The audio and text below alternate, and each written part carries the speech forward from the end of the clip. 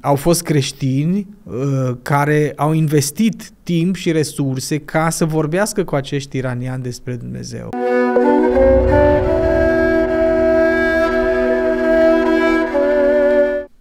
Dragilor, bine v-am regăsit la rugăciune pentru cei din lumea musulmană. Suntem în perioada asta de 30 de zile de rugăciune, ne apropiem încet de finalul ei, însă astăzi, 27 martie, suntem în ziua 28 din calendarul de rugăciune pentru lumea musulmană. Provocarea de azi este să ne rugăm pentru iranienii din Irlanda de Nord, pentru această grupare de acolo din Irlanda. Versetul este din Ioan 8:12. Iisus le-a vorbit din nou și le-a zis: eu sunt lumina lumii. Cine mă urmează pe mine nu va umbla în întuneric, ci va avea lumina vieții. Narcis Vlașin este cu noi, el e specialist în relațiile dintre creștini și musulmani, așa că Narcis, explică-ne, povestește-ne puțin de gruparea asta de iranieni care se află în Irlanda de Nord.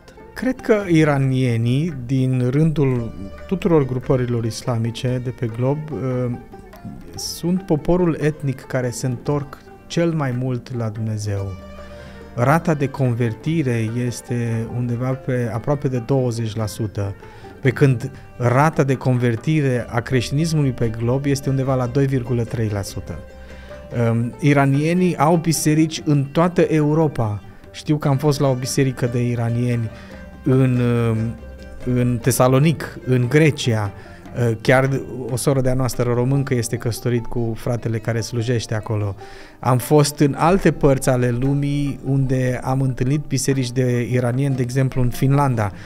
Unul dintre pastorii bisericii este acum, pastorul principal a devenit un iranian care s-a convertit odată ce a ajuns acolo.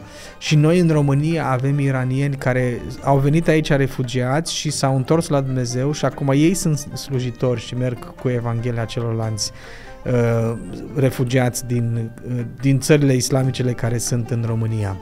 În Iran, la un moment dat, au emigrat mai mulți în Irlanda de Nord, au emigrat mai mulți iranieni și sigur că ei s-au integrat, s-au încercat să se integreze în societatea din Irlanda de Nord. Au fost creștini care au investit timp și resurse ca să vorbească cu acești iraniani despre Dumnezeu și una dintre aceste creștine, Maura, s-a întâlnit regulat cu o iraniancă, Soheila, cu care a început să citească Noul Testament și care i-a spus, zice, eu în Iran aveam de toate, aveam un serviciu bun, aveam statutul pe care a vrut să-l aveam bani, aveam mâncare, aveam de tot, de toate. Am ajuns aici în Irlanda de Nord și mi-am dat seama că aceste lucruri nu contează. Contează sufletul meu. Și acum încep să înțeleg din discuțiile cu tine că sufletul meu nu-și găsește liniștea decât în Isus.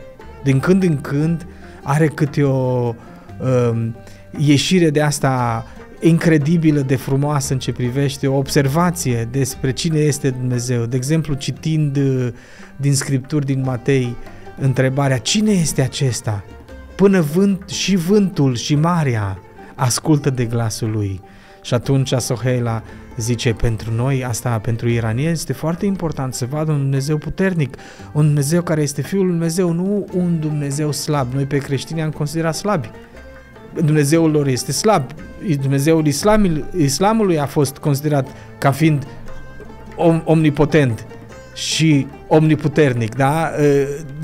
Dumnezeul creștin nu era, dar uite că și Dumnezeul creștin sau Dumnezeul creștin este cel care are realitate. Cu altă ocazie, Soheila zice, Dumnezeu este ca o lumânare care atunci când se aprinde, dispare întunericul.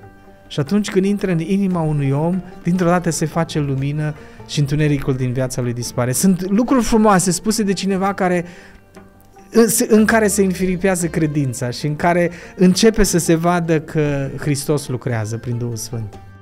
Da, iată, provocarea este față de cei care vin, cum e cazul acestor iranieni, într-o formă sau alta ajung în țările noastre, să le dăm cel mai prețios lucru, dincolo de un job, dincolo de bani, dincolo de casa noastră sau de un loc unde să stea, să-L dăm pe Hristos.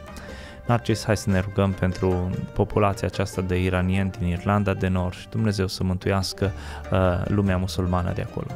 Doamne, ne rugăm pentru iranienii care sunt în diaspora, în special cei din Irlanda de Nord, care încă nu te cunosc. Sunt câțiva care au fost deschiși și sunt deschiși la Evanghelie și chiar au început să creadă în tine, dar sunt încă mulți care stau departe de tine. Ne rugăm pentru ei ca să îi aduci la tine într-o țară în care este libertate și în care se pot închina ție fără să le fie teamă. Ne rugăm și pentru cei care sunt răspândiți în toată Europa sau în toată lumea, iranienii, pe oriunde ar fi ei, te rugăm, Doamne, ca să continui să le deschizi inima și mintea și special ne rugăm pentru Iran și iranienii din interiorul Iranului, să aduci vremuri de libertate și acolo.